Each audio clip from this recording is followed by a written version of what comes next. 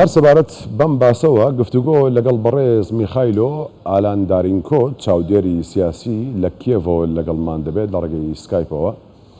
بەڕێز میخایلۆ سڵاوت لێبێت. ئەمریکا ڕەزامەندی داوە لەسەرەوەی کە ئەم سیستەمە ناسامز بە ئۆکرانیا بدرێت. پێت وایە کە رووسیا لە بەرامبەر ئەمەدا هەڵوێستی چۆن دەبێت؟ چی دەکات؟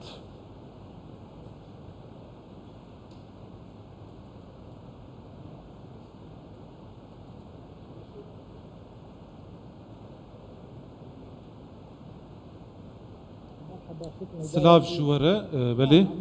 بله امریکا افتش پیشکش کری با اوکراینایی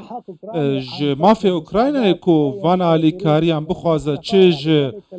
جه پیمان خواه اف آلیکاری کو دیگه اوکراینایی تشتکی گرینگه کو روسیا جی دلگرانی خواه تین زمان اف جی سروشتی افیه که اف منطق شر روسیا درونان جی ایران وردگره به وی که جی اف شر اوکراین جی آلیکاریان جه پیمان خوردگره اف هلوستا روسی او دبیجی کو ولاتا کی بباندور و دبیجی کو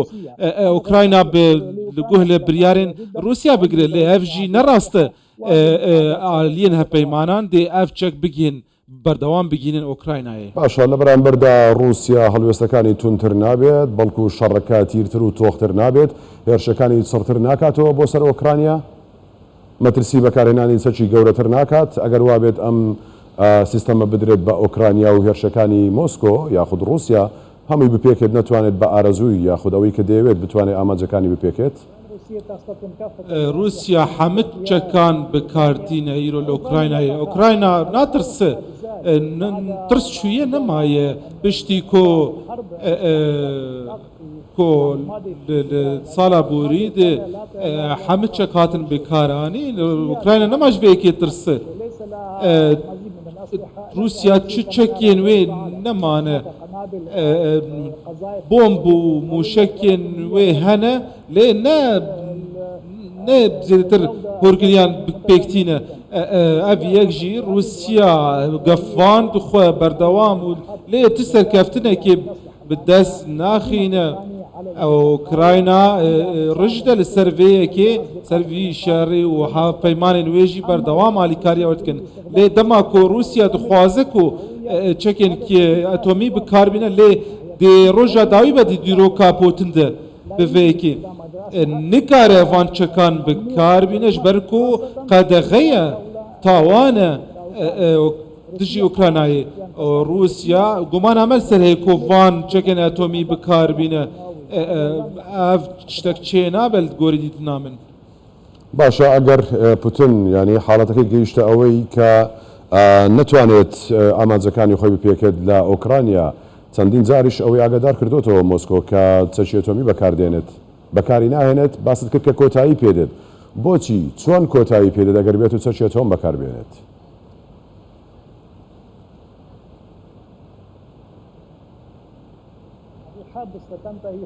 ئەگەر سەرکەفتنا ئۆکراینە چێ ببە ئەف تەنێ ئەف چارەسەرە ئۆکراینە نەچارەک و لەسەر رووسیە سەرکەوە لێ ئەگەر دەما ئۆکراینە سەر نەکەوە ئۆکراینە نەمینە گەلێ ئۆکراینە نامینە بڤەیەکێژی ئۆکراینە چ بەدیل جەموێتنە بێ ژبلی سەرکەفتنێ ئەو هەرپەیمانên ئۆکراینەژی هەڤالên وێ دێ بەردەوامن پشتەوانیاوی دە رووسیا divê ku li wê yekê mikur be ku divê şerî di ser nakeve û nebihêze û artêşa wê jî